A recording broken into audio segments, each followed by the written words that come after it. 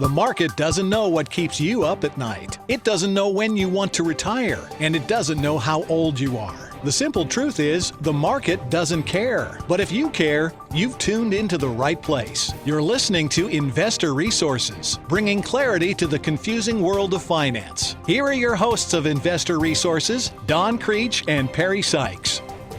This is Don Creech. And this is Perry Sykes. Welcome to the Investor Resources Podcast. So it seems like a year has gone by, actually more than that we have not been able to escape some sort of headline on inflation. Inflation, it's everywhere, absolutely. You noticed it in your household budget, all sorts of corners, no matter what you pay, whether it's your power bill, water, groceries, gasoline, entertainment. Is there anything that is not going up in price? Let's inflation take a break. Very few limits, very few borders with inflation. It's everywhere, and once it gets into the economy, it spreads, and everybody gets their fair share. So I was going to say, let's take a break and go to lunch.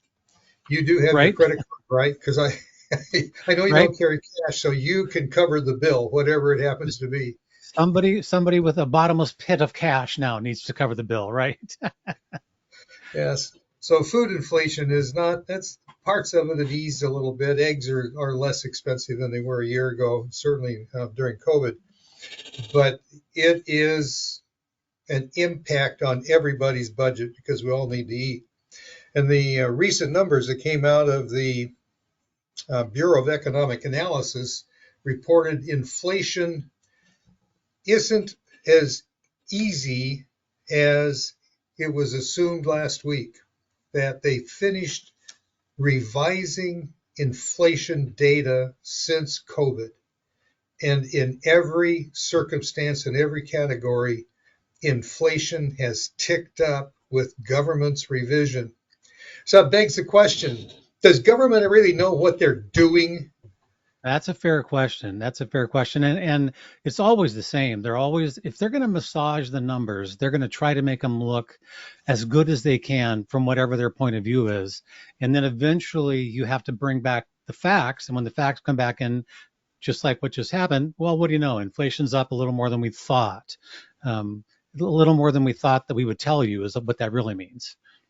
So that kind of begs the question, just exactly what is the Fed going to do? What can Chairman Powell and the rest of the Federal Reserve banks actually do to resolve the inflation? And we would argue that they're pretty much out of ammunition on anything they're going to do, and certainly anything that impacts your grocery bill. Food's not good. Food's not interest rate sensitive for the most part. They're not going to, the higher interest rates the Fed gives aren't going to really quell demand. Demand for food is driven by families who need to eat, and that doesn't change regardless of what the interest rate is. The cost goes up.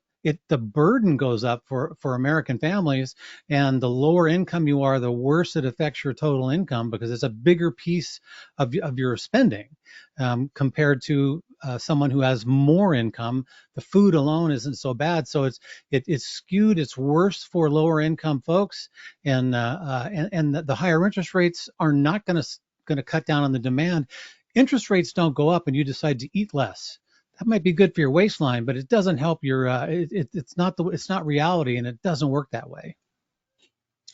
Well, and the Fed recognizes that rising food prices and shelter, though they didn't mention that specifically, are rising, and they are a particular hardship on the lowest income bracket in our country. That's just simply the way things work. They have the least amount of flexibility in dealing with these things.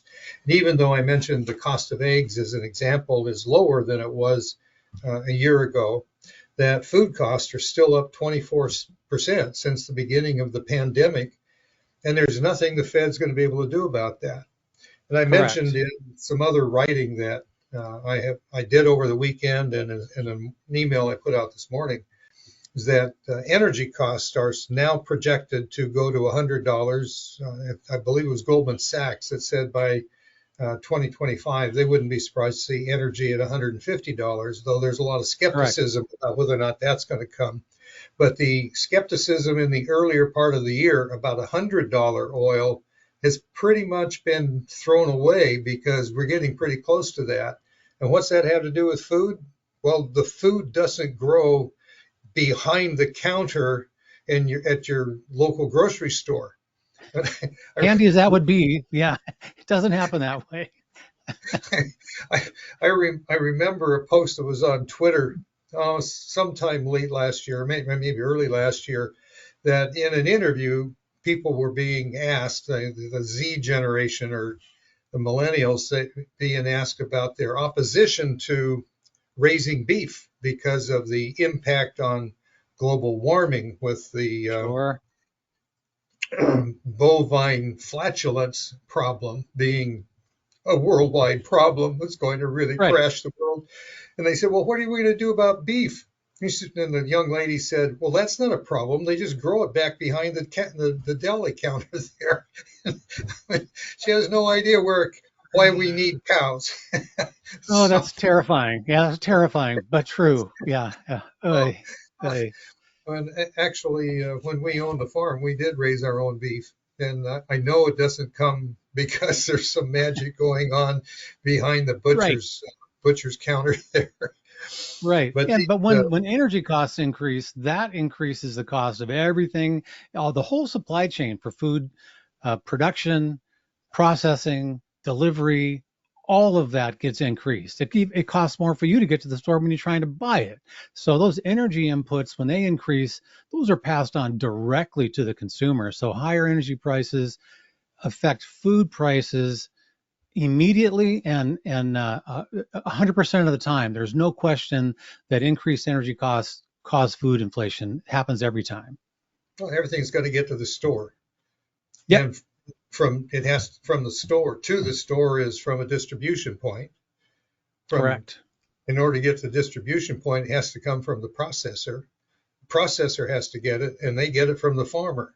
So, I mean, you've got all these other intermediate points, all of whom are dependent upon energy, and whatever they have to pay, they pass on to the next stage of delivery or production until it finally gets to the retail consumer. Then the retail person has to say, I'm not going to eat hamburger, I'm going to eat hot dogs or something similar There to you that. go. That's where So, the decision gets made at the cash register when the prices finally get too high. And so that's one of those things that the energy sector is going to drive. And it doesn't matter what the Fed does. That's not going to affect what happens to energy prices directly. And so that part of the inflation problem is a little stickier. And if everyone's looking to the Fed to fix that, that's one of those things the Fed just doesn't have a hand in. It's not, they didn't cause it and they can't fix it. so businesses have the tools to shore up the food supply chain, but not central bankers. I mean, that's just the Correct. bottom line where it is. And you look at the pressures that are on every bit of the supply chain, the delivery process and the supply chain to get rid of internal combustion engines and operate with EVs. And it's not economical for that to happen. So until we get an administration that actually wants to address the reality of how do we move product from point A to point B to C and D to the final retail stage, this problem is not going to go away. They are Right. undermining everything we need from the farmer rancher task to retail, complicating delivery. And that's going to keep food prices high. They have food actually has risen faster than the general CPI numbers, and they are straining budgets at every level except for the very high end, the one percenters. And a lot of that's mostly because of, like you said, Don, that's supply chain issues. That's the costs and the complication involved with the food supply chain. It's there are fewer food and meat production plants than you would think, so it's a very concentrated industry. And when it's impacted immediately. And so the big COVID shutdowns worldwide really affected that supply chain in particular because there's a lot people involved. It's less automated. There's a lot of human beings in the process, and they were all told stay home. Don't come to work. We can't do it right now. And so it was just a supply problem. All of a sudden there's no food on the shelves, and what there is going to cost much more because everyone, of course, is looking for it. So that supply chain is relatively fragile to begin with because of the concentration in the food industry. And then when you just shut it down, when you just turn it off, then it's just broken. It's broken, and it takes a while to recover, and it still hasn't recovered from the COVID shutdown. It's going to take a while for that to happen, for those supply chain disruptions to smooth themselves back out. Hasn't happened yet, and hopefully we don't go back into shutdown mode again, because it'll be back just as fast.